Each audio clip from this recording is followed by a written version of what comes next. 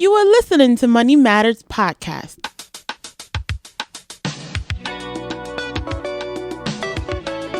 Step into a world full of worth and financial intelligence. Dedicated to bringing awareness, empowering the world to financial freedom and personal development.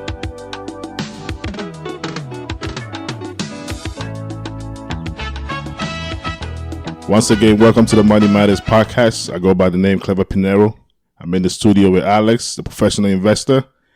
And today we got a special guest. This is like a high school reunion going on today. We got Yao, who is a banker at a reputable bank in the U.S.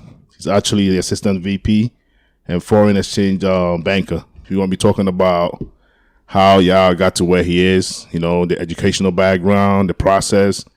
And it's going to be a long conversation tonight, but it's going to be very educative.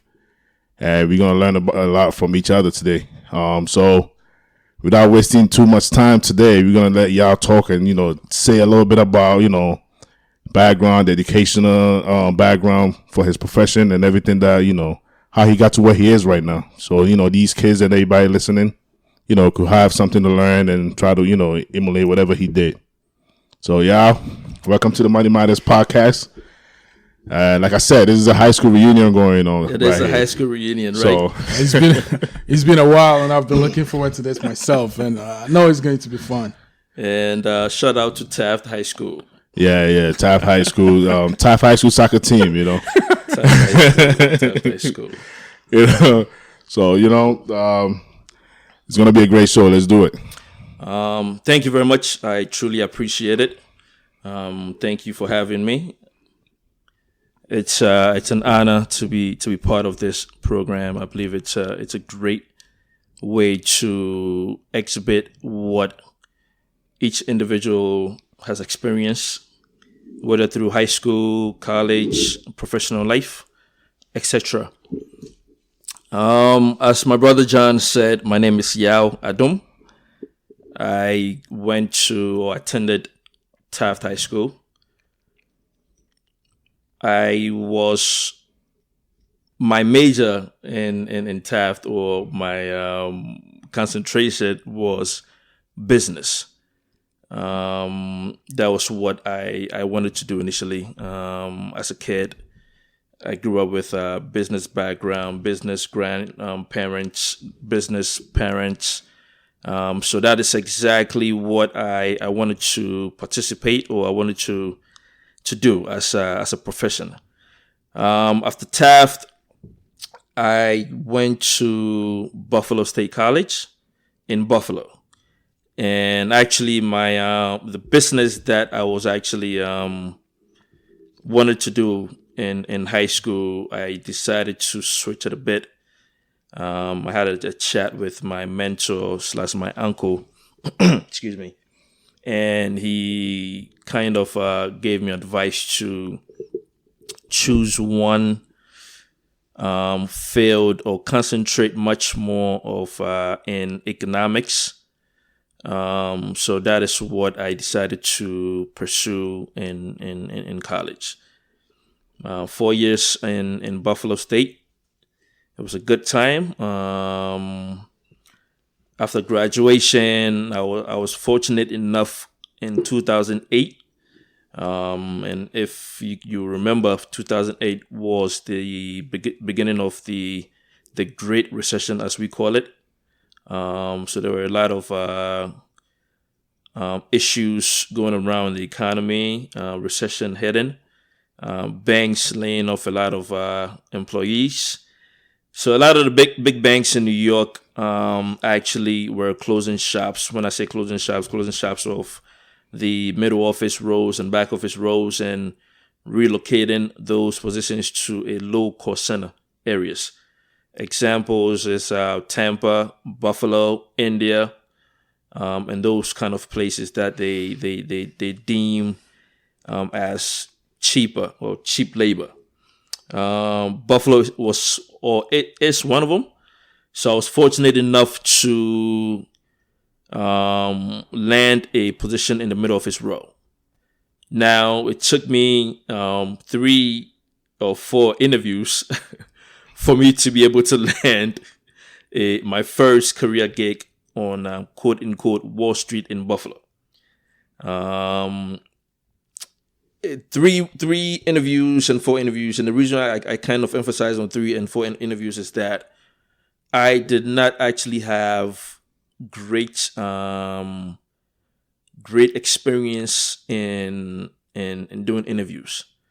I remember my first interview was rough, very bad.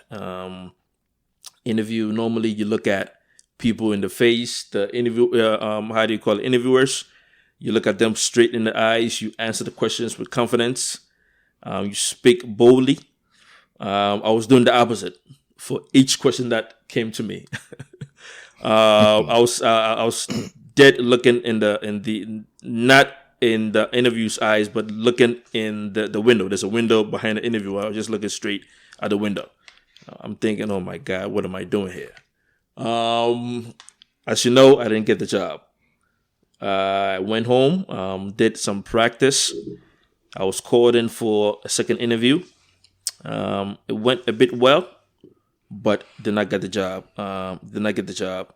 And the third interview was December. I remember this day, December 2007. I was called in again to do an interview. And thank God I was able to land this position. All right, y'all, if I may comment before you continue on with this. Please. All these 3 interviews were with the same company or a different company? The same company. Okay. Yes, the same company. And actually, 3 interviews with the same company. And besides that, I was doing bit interviews with different smaller shops. When I say smaller shops, I mean smaller financial institutions as well. You applied for 3 different positions or just one? I applied to 3 different positions, correct. Within the same company? Within the same company. That's kind of weird though, because usually when you don't get the first one, they don't want to see you anymore. Honestly, I was shooting my shots, right? I was just making sure I get in the bank regardless what the issue is. I need to get in the bank. And that's my attitude up to today, right? So the first interview was with a different department, or all these interviews, like I'm saying, you applied 3 different positions in the same company.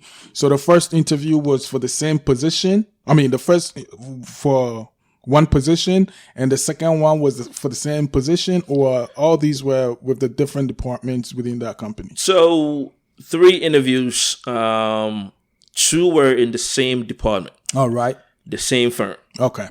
The third one is the same firm, but different department. Okay. Yeah.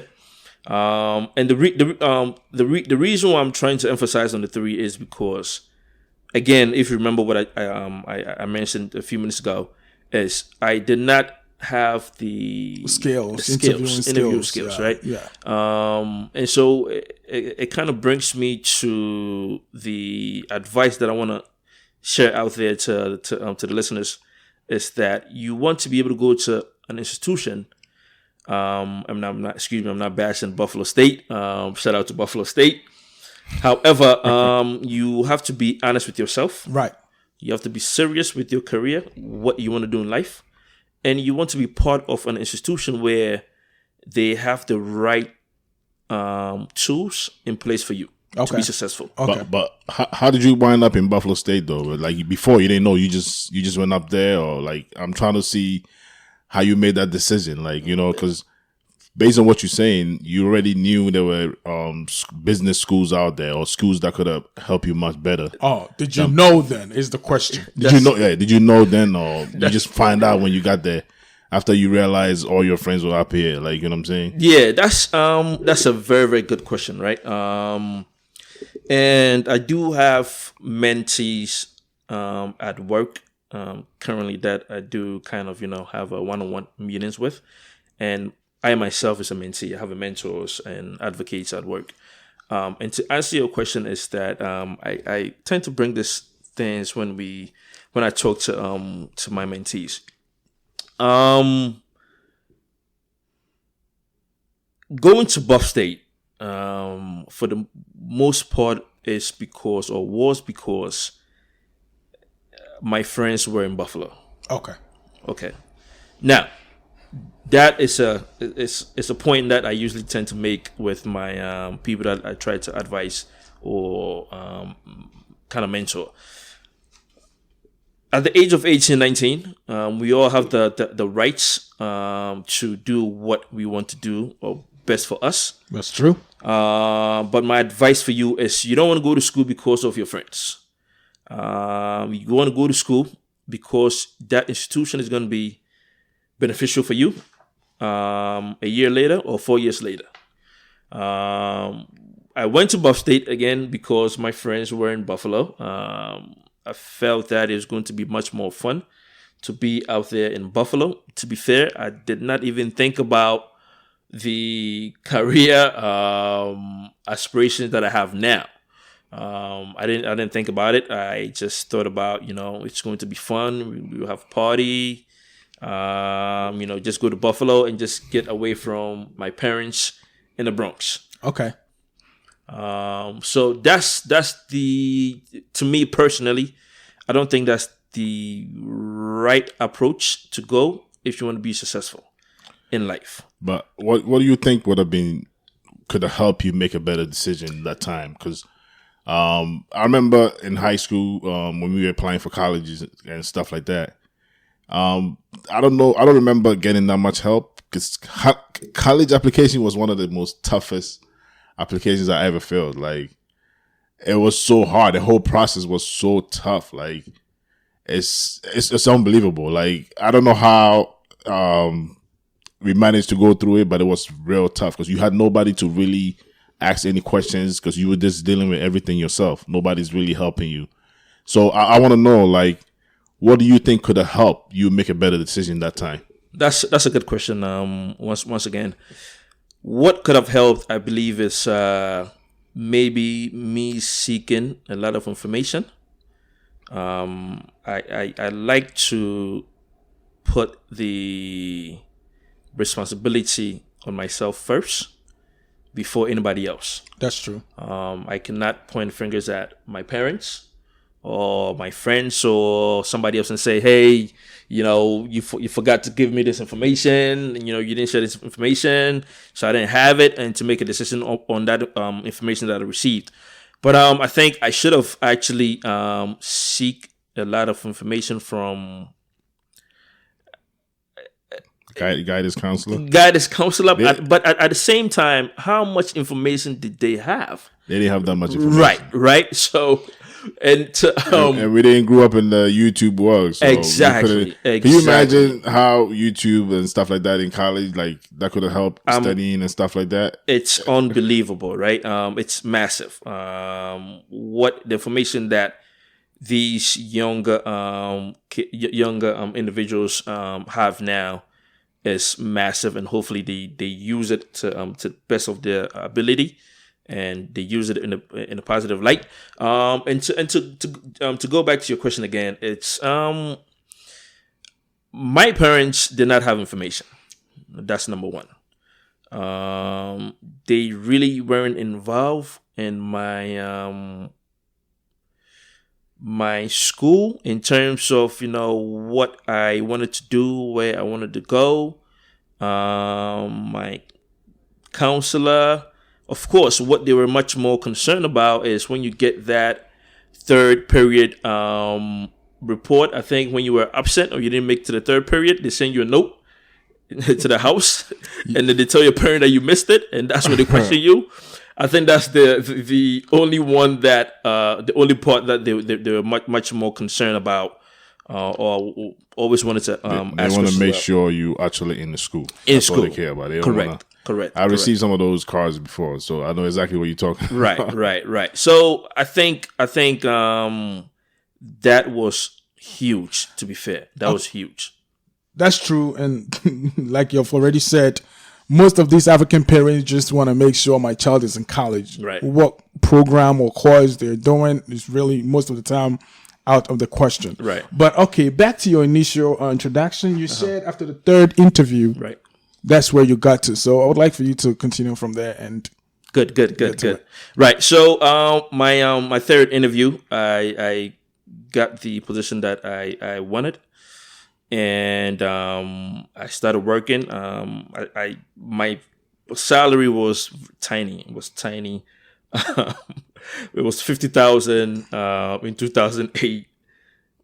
Well, to me, it was tiny. I'm not Very objective. Yeah, 2008 is a long time ago. 2008, So yeah, that's like somebody getting paid like 75,000 right now. So I don't know if I want to call that tiny, but relatively speaking. But I get what you're saying. You know, yeah, much respect to anyone that is making 50 or 45. It's all good. But to me, it was a bit of. It was a bit below market. I mean, you got to start from somewhere. You got to start from, hey, I definitely agree. So my whole idea was to, I remember I said this to myself, is to get into the banking industry. Okay. To get into a bank, even if I'm a teller, I just want to be in the bank. I remember this vividly because I said this to a friend of mine in 2007, 2008. And I said, listen. So right after college, you knew you wanted to be in the bank. I knew I wanted to be in the bank. Okay. I wanted to be in the bank badly, right? But then again, back in high school, you still had business. Background, right? Yeah, exactly. So at that point, did you still have that in mind? Like, I want to be in the banking world, or I want to be in the business world, or like what? At what point did you realize that? Because even in high school, you were in business, right? And I remember that those times in the business. I think it was on the fourth floor. Yeah, fourth floor, right? Yeah. So prior to you coming to high school, you had that in mind that I want to end up in the business world, or at what point did you make that decision that I want to be in the bank or in the business world? In the business world, this is prior to high school. Are you asking? No, I'm saying, yeah. At what point did you realize that you want to be in that business banking sector? Well, if we go. Because business doesn't necessarily mean banking, though. It doesn't necessarily mean banking, right? It's broad, exactly. So I think I made a point that I spoke to my uncle, my mentor. Right. He's banking, but he's in auditing now. So I asked him, hey, listen, I want to do business. But if you look at it, business is super broad. Definitely broad, right? You do marketing, you could do, there's different concentration in business. Now, the question that he asked me, and thank you for asking this specific question, is that, so what do you want to do in business? And I ask other people the same question. Right. What do you want to do in business? Okay, you want to do marketing. Mm-hmm. Okay, good. Or you want to do, I think, sales. Okay. I'm not sure the concentration is now, but so the question is, when you say you want to do marketing for who? Exactly. For what firm? Right? Are we going into Beverly Hills? Are we going to Disney? Are we going to Wall Street? Well, right. So, what marketing firm are you looking at? Right. It's to me, it's all about, and to me personally, this is just my personal view. To me, it's all about money, right? Because you go to school, you pay tuition. You're not the only one there, right? You pay tuition. Can't say that at the interview though. Like when they ask you, yeah, of course. Maybe you can twist it a little bit, but you go to school, and school's not cheap nowadays. Exactly. So you're paying 50, 120 for some schools, and you come out of school, and then marketing, but you may not be at the top tier marketing firm. You might be in the middle or the lower tier, and you may not be actually. So to me, it was money, right? And then he said, "Listen, marketing or sales," and I was stuck, and I couldn't answer, and that made me kind of realize, you know what? I want to do business, but business doesn't necessarily have to be marketing or sales or management. Okay, management, right?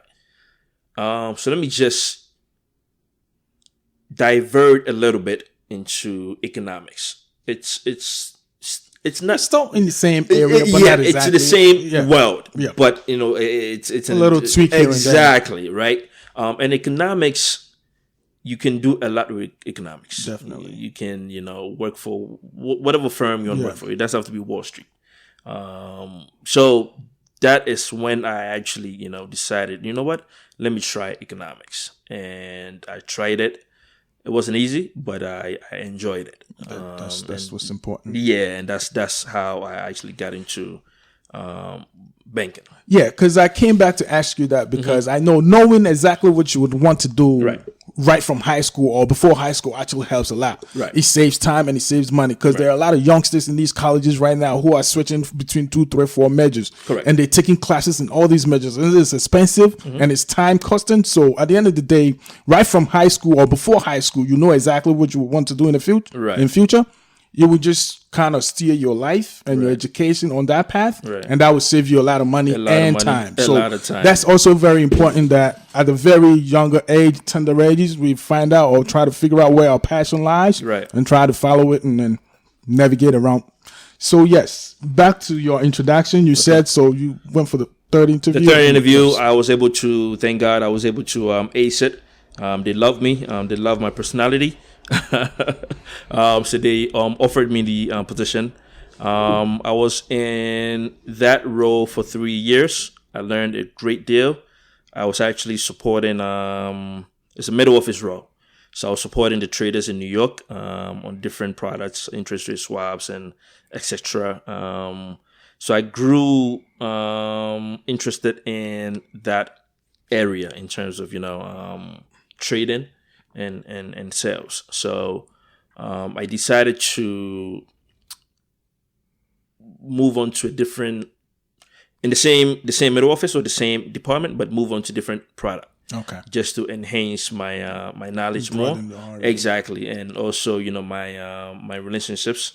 So I was middle office for about 9 years. I became a manager.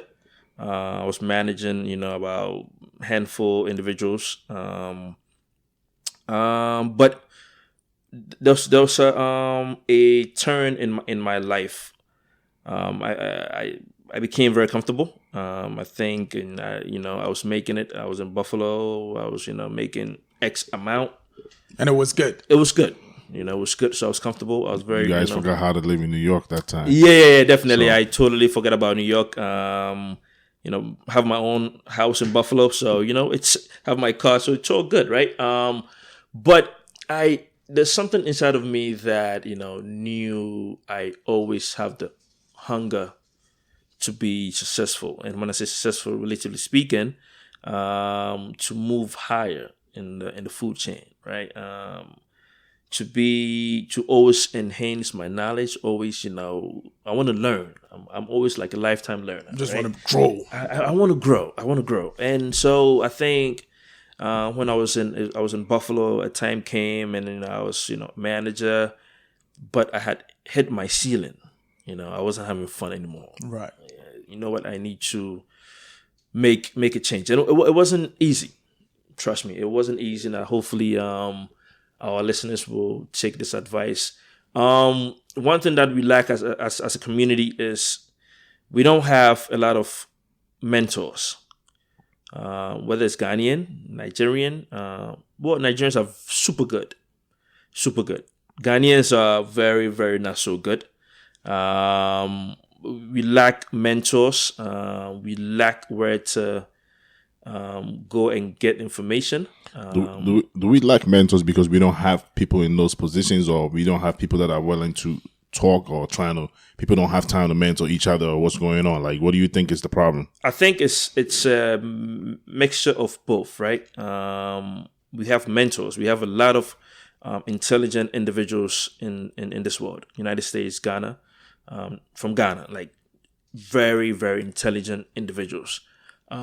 Some don't want to share, and some just don't want to seek that information from those individuals. So I think it's a mixture of both. In my case, I did not see any Ghanaian within the bank. Yeah, to be fair, I was the only individual in the bank, and specifically in that space, that trading space. So there was no one for me to talk to. I was uncomfortable talking to someone outside of my race. And also, just one point I want to make, if I can go back a little bit, is I always tell people, my Ghanaian friends and Nigerian friends or family, is that you always want to but not just circle yourself with like-minded people. It's very, very, very important. You do not want to circle yourself with just like-minded individuals. The reason I'm saying this is one. Now, I was able to land this job, or my first gig with the bank, because my Caucasian friend linked me up with the position, right? Right. Now, imagine if I had actually did not move outside of my Ghanaian friends and decided to stay with my Ghanaian friends and be comfortable with my Ghanaian friends. I don't think this opportunity would have come by. And I get what you're saying. Sometimes I think it's not necessarily like-minded individuals, because you want to kind of be around like-minded individuals, because then you guys can have, it's depending on what you're trying to do.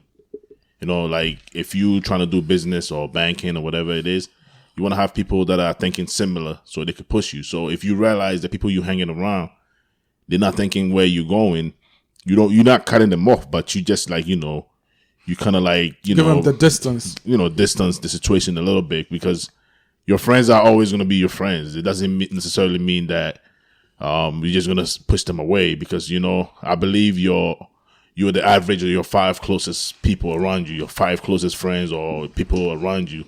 I mean, when you compare your salaries and all that stuff, you realize it's the average. It's really true. So sometimes, you want to have people that are actually could have a positive influence on you or help you get to where you want to go. I 100% agree. I think I kind of chose the wrong words. Not necessarily like-minded, but you want to be. You have to have. I think I see what you're trying to say. Diversified friends. I see Your what you're friends trying to have say. To be diversified, right? Right. As in coming out of high school, there are some still friends who are still stuck in the high school years. Right. So now you moved on to go to college. You've Right. graduated college. Now Right. you still made some friends in college. Now you've entered the banking world. You're Right. working in there, and now there are some heights that you want to hit. Right.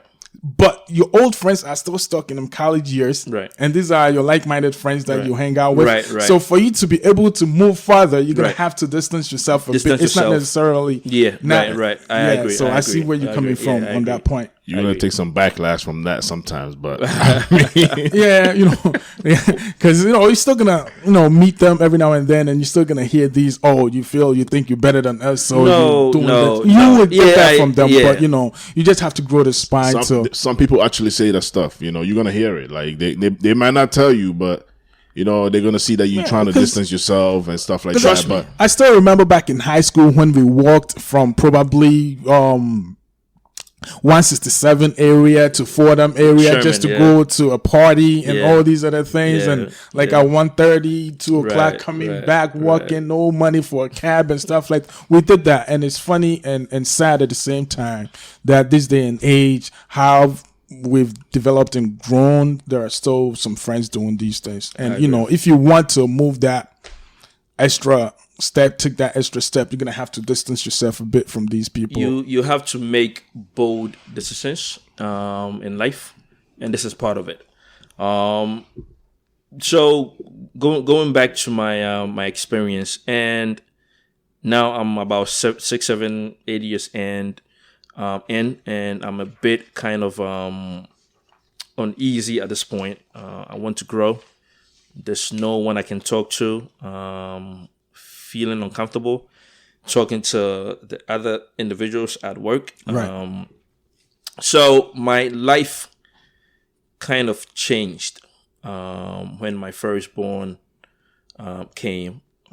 So I decided to take a trip. And prior to that, I usually take a business trip to New York to do some work in New York for a few weeks. So I decided to come to New York for about a month and stay in New York while my kid was born. And what I experienced was an eye-opening for me.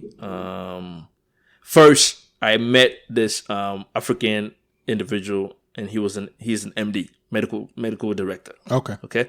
And when we say medical director or an MD in the banking industry, it's huge. To be fair, you've made it. You've made it. And it's medical.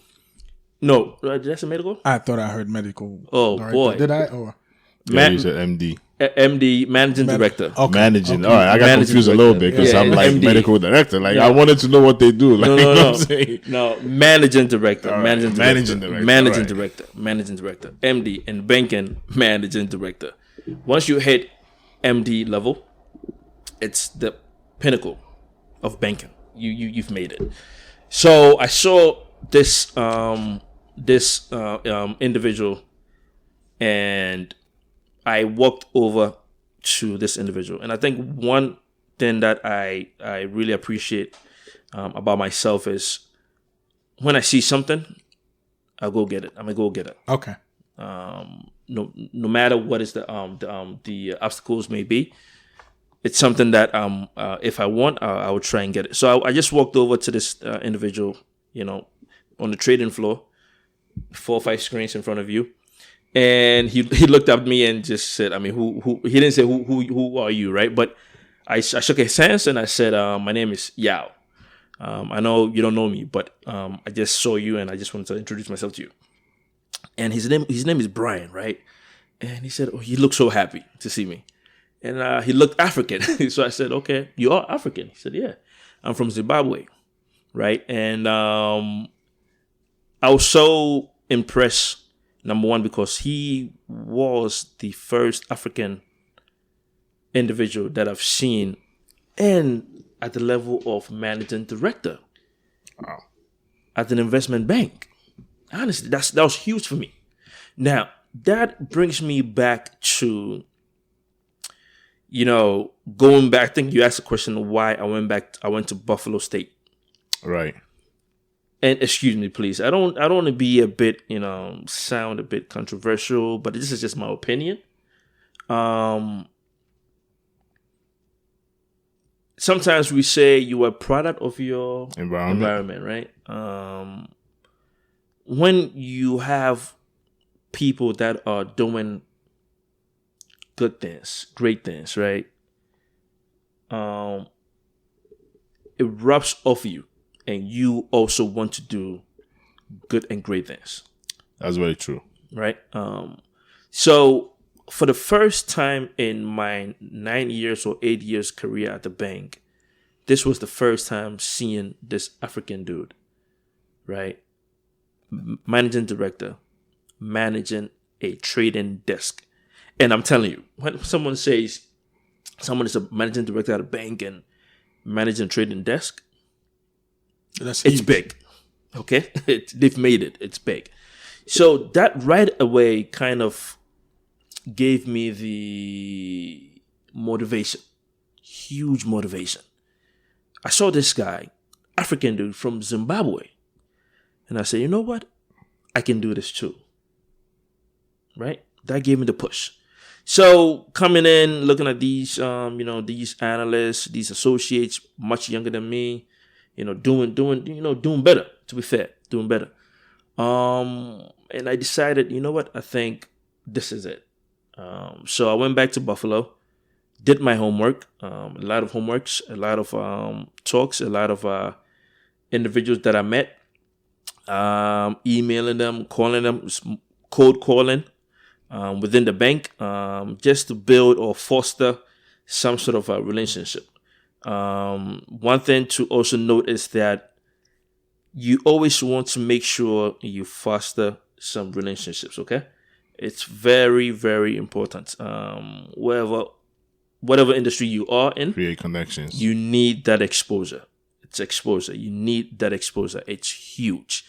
So I went back to Buffalo, did my homework. It took me about 2 years, tons of interviews, and I was able to land a position on the trading desk in New York. And I moved from Buffalo about 2 years ago back to New York. It's going. So far, so good, knock on wood. So basically, what you're saying is it's much better to have mentors or to see people like that you could actually relate to. People that kind of look like you, or not necessarily look like you, but to have the same background, like somebody that you could actually relate to on a deeper level. If they're doing certain things that you aspire to do, it's much easier to, to kind of like Strike get the that courage conversation. that, you know what, I can also do this because this is my people. They're doing the same thing.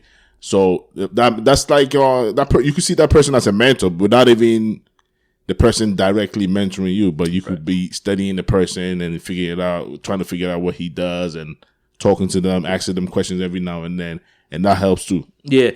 So to answer your question, right? To have a mentor is superb. It's just the basics. You need a mentor in life. Wherever you are, you could be a pastor. You need a mentor. You need someone that will guide you. And to answer the second aspect of the question is, it depends on the individual. Some people, I don't really mind if my mentor is Caucasian, is Nigerian, is from Togo. To me, it doesn't really matter, right? Some people do matter. Some people, they has to be their race and for them to feel comfortable. But at the end of the day, you need a mentor. And I hope the listeners are actually paying attention. Wherever you are, whatever field you are in, please make sure that you are not an island. You need a mentor. You need an advocate. You need someone that will say, hey, I'm fighting for this guy. He works very hard. He's very intelligent. We need to promote this guy. I'm fighting for this guy. This guy's intelligent. We need to give him this position. You need to seek mentorship. Mentor is just they're guiding you. They are telling you the experience that they've been through, their shortcomings, where they failed, so you can learn from that, and for you to move on to what you want to do.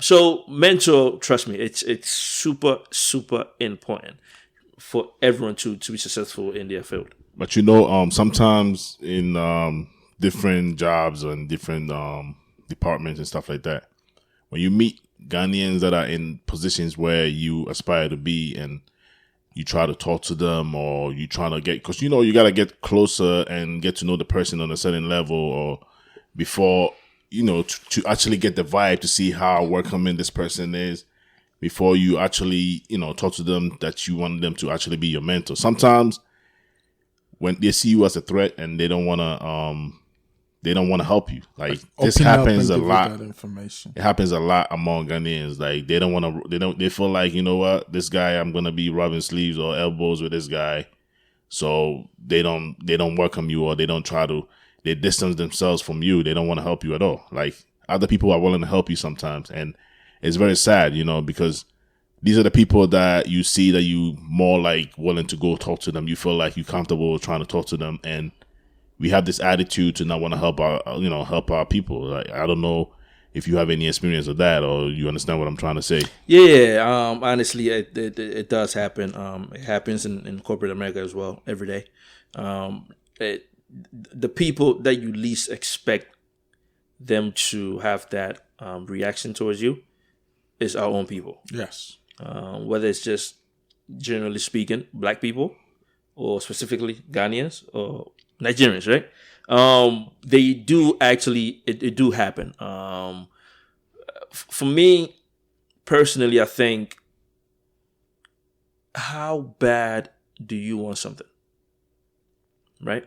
And I have my inner, 2 years ago, I said to myself, I have my inner Nigerian. So I'm 2% Nigerian, right? The reason I say 2% Nigerian is that if you look at Nigerians, and let's just compare Nigerians and Ghanaians for a second, please listen. The audience, just bear with me here, okay? We say it as it is over here, man. Yeah. So if you look at Nigerians and Ghanaians, right? I might be wrong, but this is just my view. One thing I've noticed is that wherever you go, I'm in banking, and that's what I know. But you can attest to what I'm saying now, if you agree. Look at all industries, right, or all space.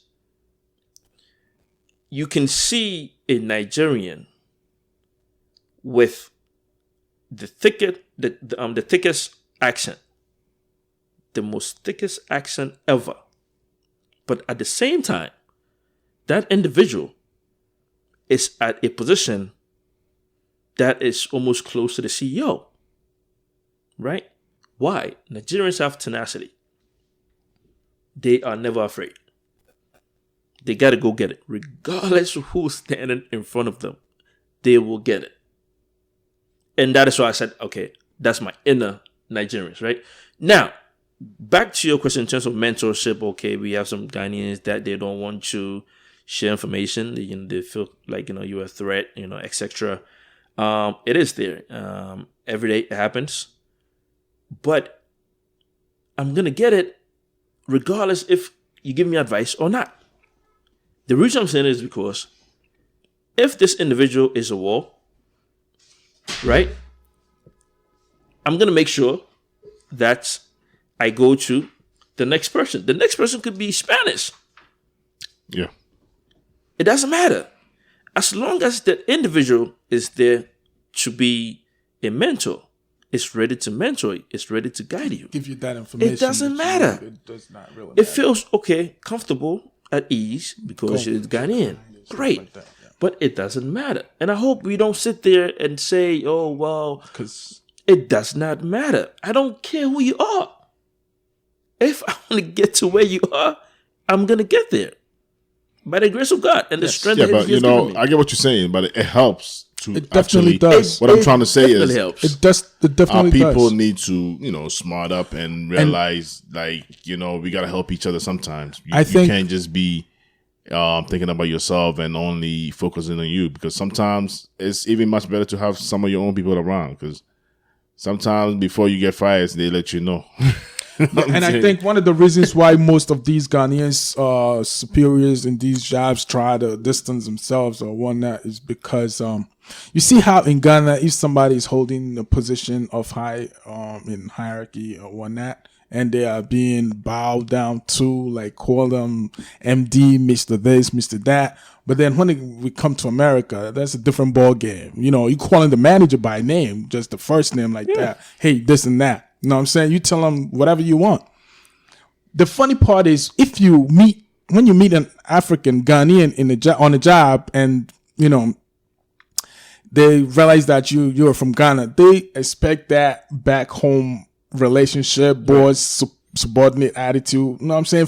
So if they don't get it, they tend to distance themselves and Right. see you as disobedient, disrespectful, or something like that. But so it's up to us, the new generation coming up, to the dog that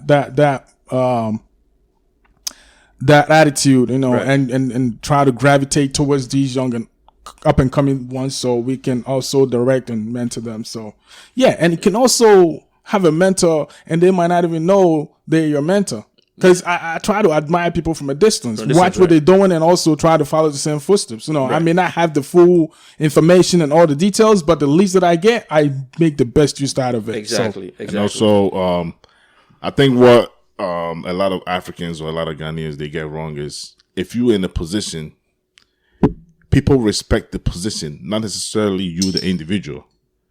Because if you get put to a different position, they're not going to give you that same respect. So if you're a manager or a director or whatever it is, they respect that position, not the person per se. So sometimes some Africans think it's personal and they want you to treat them certain ways and stuff like that. But once you get demoted, you're not going to get that respect. Nobody's going to respect you, but it's the position. So once you understand, listen, I'm getting this kind of respect or this kind of treatment because of the position, it's not just me being nice or being good or whatever it is, or being superior or whatever it is. It has nothing to do with that. It's the position. So once you understand it that way, you're not going to be, having grudges or feeling a certain way because somebody spoke to you this way, that way, or you expected somebody to talk to you a certain way. It's the position. So you have to understand it that way. If not, you're always going to, find issues with how people are going to address you. Yeah, I think, and just to touch a minute on that topic as well. So personally, I think we shouldn't dwell much on the reaction. We cannot force this individual, MD, using my space as an example, managing director, and he wants me to couture him, or her. But it's something that it's part of the culture. We can aspire to change them, but we can't actually change the individuals, right? Now it's up to you, the individual, to take another step, right? It's up to you to, if the person is not responding the way you want them to respond, you have to find a way to get to where this individual is. And once you get there, now you have to change how things are done going forward, right? Because if we dwell on the reaction or the expectation of what we expect of that individual, we might end up losing sight of where you want to be, of what you want to get. Right. Well, where exactly, right? So I think it's very important for you to focus on what you want to do, regardless of the reaction of that. Yeah, I mean, the person can come in and open their arms and let you in, or they can say, you need to couture me, right? Right. Either way, it's up to you. You have to make that decision. You have to make that decision and make sure wherever you want to go, regardless the obstacle, you bulldozer through it, and you get there. So, so with the position that you have right now, yes, if there's some kid in high school or junior high school that aspire to do the same thing that you're talking about, mm-hmm. what would be like a layout plan that you have for that person? Because, like you said, you have to kind of like beat around the bush a little bit, kind of wander around a little bit to get to where you are right now. I'm pretty sure you would have preferred a straightforward, straight shot to, get to where you at. Right. Or anybody with any kind of job or whatever it is. So in your position, how would you advise a young kid that is trying to do what you're trying to do now? You said I beat around the bush a little bit. I wouldn't say a little bit. I would say a whole lot. A lot of meandering, right? So the advice for me is, and being in a bank, quote unquote, I don't like using this word, but it is what it is. Wall Street. We have something called target schools. Target schools is schools that they recruit from. Okay. And top schools, meaning the Yales and the Princetons and the Stanford and Ivy Leagues. Ivy League schools. But the good thing is, recently they've actually branched much more to Baruch, those schools, right?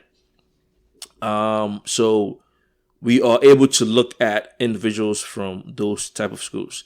Now, you want to make sure your GPA is up there. So not to cut you off, but you mean to say, if you're not in those specific schools, then you have no shot? I wouldn't say you don't have any shot. You have to do the meandering that I did. Oh, okay. I see what you're saying. Right? So, okay. So let me answer that one part. Now, you go to Boston State, UB, Rochester. RIT is, I think it's target school. But, you get the point. And you want to be in trading or sales. Yep. Now, you have to find a way. You have to be very creative. Okay. We always have to be very creative. If I want to go to A, it has to necessarily be for me to go to the B to get to A. Right. I got to find some way to get to Just A. Get there. I got to get there. That's the goal. Now, so if you go to non-target school, now you want to find a way to get to the top sales, trading, investment banking, whatever. You want to get yourself your foot in the door, maybe operational role, middle office role. You get in, you work your tail off for 2, 3, 4 years. You do a lot of how do you call it? What is the word? Networking. Okay. Tons of networking. Tons of it. A lot of networking. Meet a lot of people. Get information, and then that's how you can. It's difficult. It's super difficult, but It's doable. Very doable, right? Now, the other part is if you have, you are blessed to be, everyone is blessed here, but if you are blessed to be in in a home and that you're able to, get yourself in an Ivy League school, it's a bit easier. Okay. It's a bit easier for you to. So you will prefer the Ivy League schools over the SUNYs and the CUNYs and stuff, if you had to do it again? If I have to do it again, and you have the opportunity to. If I had the opportunity to do it now, and if I had the like GPA, I'm talking about you in Taft High School, you're filling out your college application. You in Mapelli's office. Mapelli's office. You're in Mapelli's office, and he's talking to you right now. Which schools are you gonna suggest that? Which schools are you gonna apply for? Yeah. Again, if I'm in Mapelli's office filling out application, I have the grades. You have the grades. I have the grade. That's and number the GPA one. to make it. I think I'm definitely going for Ivy League school. I think, and I'm sorry. I have this conversation with one of my buddies. He's on a trading floor as well. We went to Buff State together. Sometimes, it's not bad. Whatever we went through, it's not bad. We have a history. We have some experience, lessons, right? But at the same time, if you do have the opportunity, so we should encourage our kids. We should encourage. We all should. But then again, also shouldn't lose sight of how to pay for these schools, because these schools are super expensive. So I have 3 kids, 3, 2, and 7 months. Crazy, right? I know. Tell me about it. I know. And at work, all my colleagues at work or coworkers at work say, "Wow, yeah, 3 kids back to back. It's going to cost you $1 million each in college. It's going to cost $1 million each." And I'm thinking in my head, dude, they better get some scholarships. Exactly. Yeah, you better get some but you don't want to put that pressure on the kids. No, go get a scholarship. Not at all. Not at all. But I mean, to Alex's point, it's not easy. It's not cheap. It's never cheap. But then again, it's up to us, the parents, right? Sometimes I think I have a hard line, right? I don't like to compromise. Sometimes we can say, "Oh well, my job is my job," and sometimes I cannot, provide for. If you want your kid to go to Ivy League school, you will do whatever it takes, and with their in terms of them doing what they need to do, they'll get there. Exactly. That's my opinion, right? So, me personally, I think if I had the grades, if I had the knowledge, information back then, I think most likely would have applied to Ivy League schools. The reason I say this is because now the information there, and to the listeners, the information there, it's unbelievable. It's massive.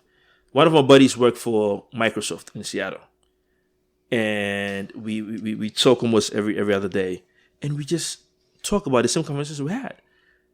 If the information these individuals have now, if we had them back then, I mean, God. Yeah, it's crazy because unbelievable. It's massive. It's also part of how like we said, our parents, because we went to public schools. Right. I have cousins that went to private high schools. And they were filling Ivy League schools applications that time. I seen it. We had that big SUNY book that everybody was picking the schools from. Yep. So it's different. I understand sometimes it's not the school that you go to. Sometimes it's the individual, but the school makes a difference sometimes too, because the kind of information that you are going to get, the kind of knowledge that you're going to get makes a difference. So we didn't have the right people to give us these kind of information, and I think we should encourage our kids to maybe. I don't want to push people to take their kids to private schools because you could educate them yourself, but to get involved more, like for us that know much better than our parents did to get involved more in the kids' education, as in what's going on, what schools they're applying to, and try to not just leave everything on the teachers to figure it out, because the teachers are at work, and people are at work and they see it as just working. They're not going to personalize these things. So we have to personalize and be responsible for these decisions when it comes to our kids, and let them know, pass on the information that we know, right? So they don't have to go through the same thing that we went through. And I think one thing that we shouldn't also lose sight of is going to an Ivy League school doesn't start when you get to your 12th grade. Because if you want to wait till when they hit 12th grade, it's going to be too late. Too late. You have to start preparing them from the very beginning. Definitely. They hit. I agree.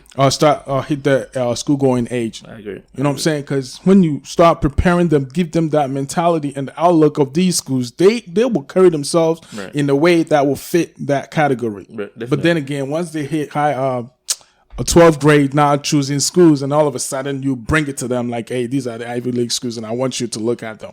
It's gonna be they might not even have the grades for it. Yeah. Right. So you have to start preparing. You know what I'm saying? It's somebody trying to buy a house. You just don't get up and go to a realtor's office just because John Boache bought a house and so I'm ready. No, it takes a lot of work and a lot of savings and a lot of investment. It does. And just one note to the audience: when I say Ivy League school, I'm in financial industry. I'm in banking, and it's huge in that space. You could be in medical field. It's different. You don't necessarily have to go to Ivy League, but in my field, in banking.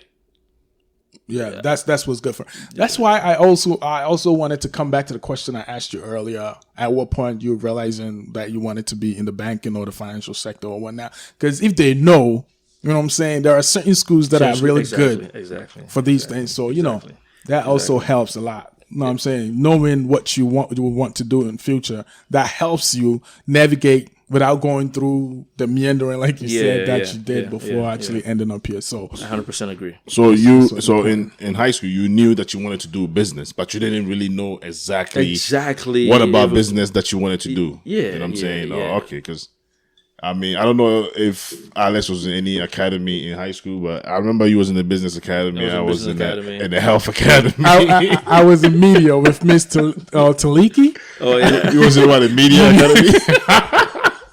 What kind of media? I don't know. I just got there. They would throw me into that little great advisors room with this crazy lady with all kinds of crazy drawings on the wall. I said, all right, I'm here. That was media that time. So everybody was in some kind of academy. Definitely, yes. Oh wow. Yes. So I was in media. Just so you know. I never heard of that, but anyway. Yeah. I knew the business and then the health academy. I always had a soft spot for business, but I was hard-headed kind of, and I always felt like I don't have to go to business school to do business. You know what I'm saying? That's how I was always thinking. Well, you don't, to be fair. Nah, but I don't know about you guys, but did you guys get a chance to choose or pick which media academy to join? Or? Yeah, I had a chance to do it. Because I was just thrown into it. I think I was just thrown into it. I had no idea why. Yeah, I think they gave me the option. They gave me the option to pick. Yeah, I remember. I think my freshman year. That was tough. Tough high school. Oh my god. So it was crazy, but like we've been talking about right now, it all kind of boils down to having people that you could talk to, like mentors and people that you could talk to, and that's very important to guide you through the process. When you like in the 16, 17, 18, you're thinking different.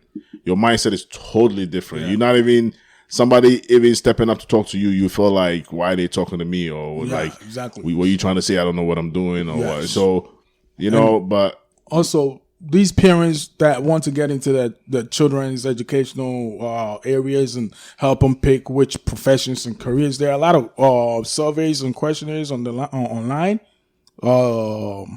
psychological stuff that have been put together to help you pick what you'd be good at in the future and stuff like that. So parents should get on these things and help their kids with those things. Like, just print them out and have them fill them out. And at the end of the day, you put the information back in the computer and it tells you where they're good at, what they're passionate and stuff like that. So yeah, you should look into these things because it helps a lot. the bottom line is our parents needs to get involved in our lives and the schooling education.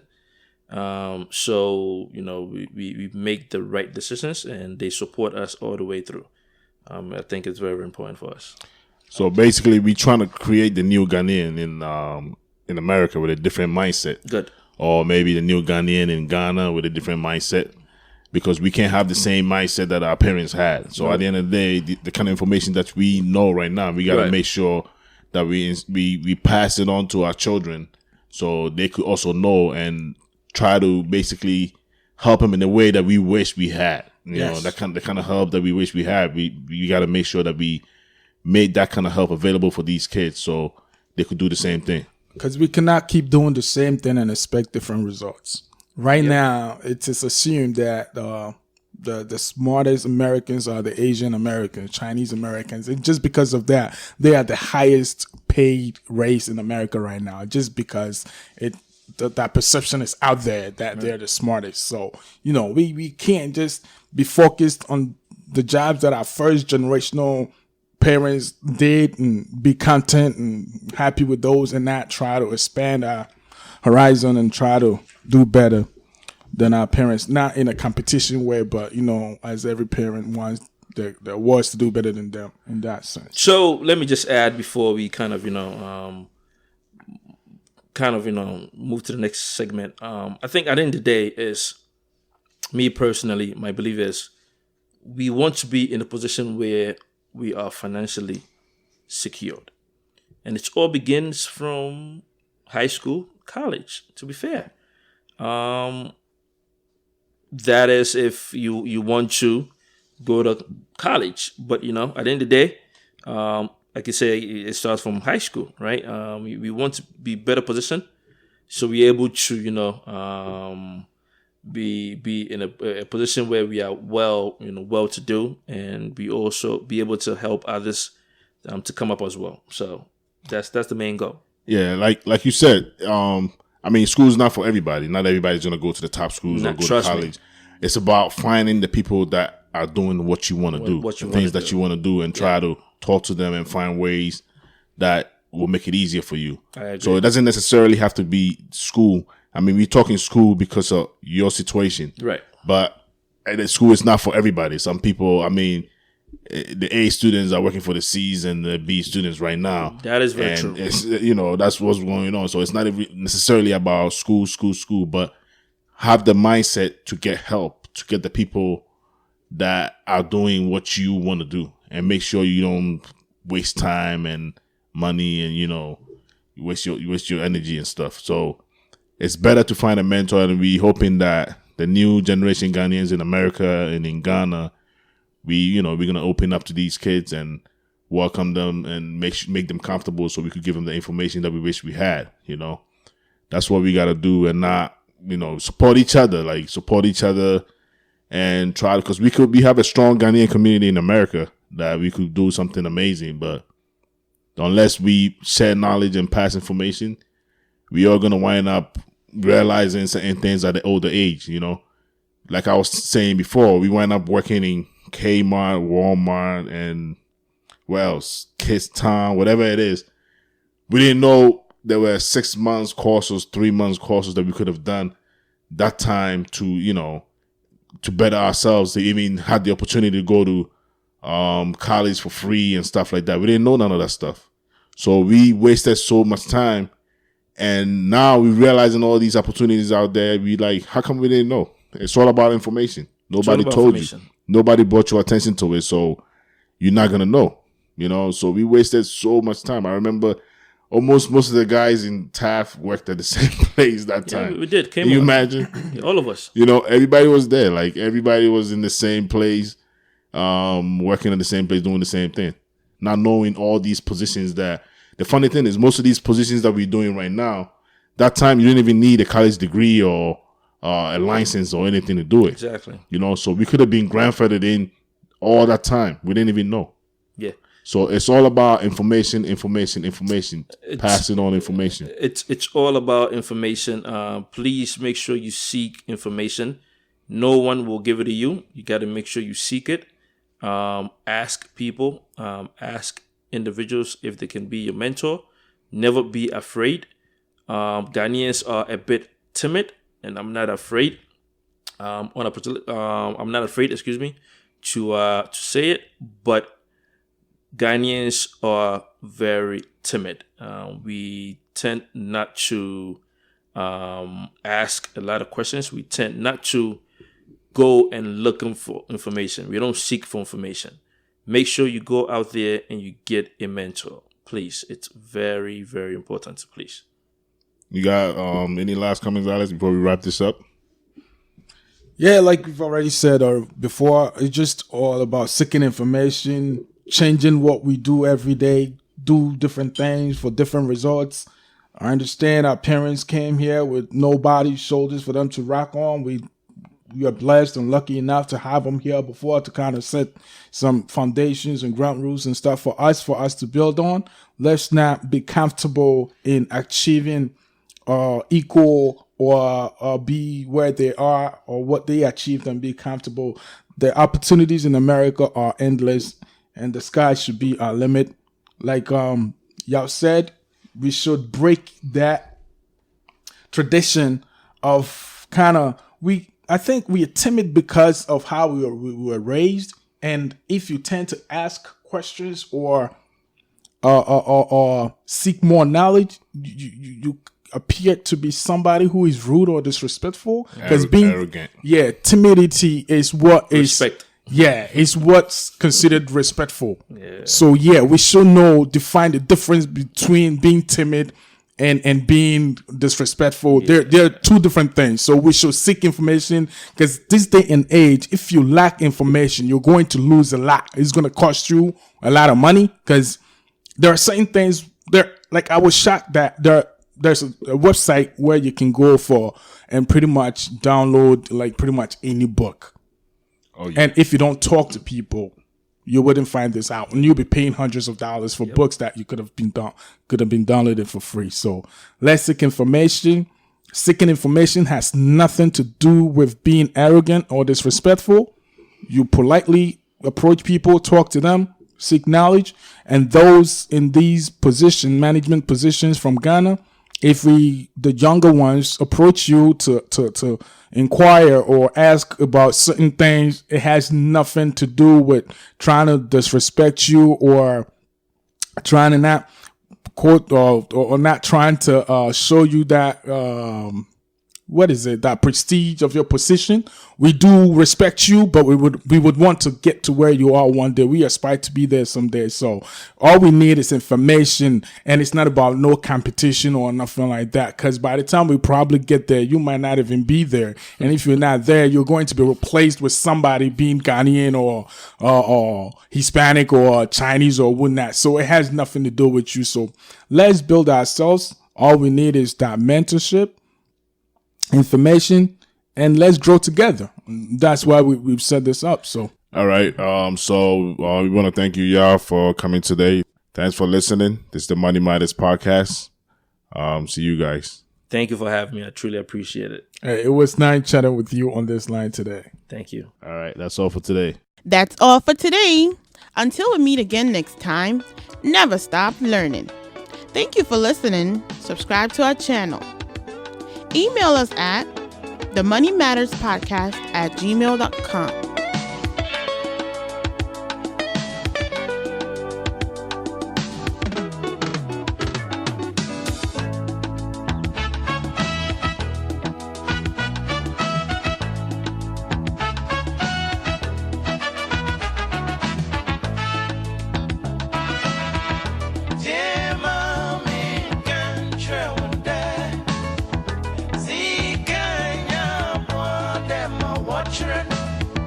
Zika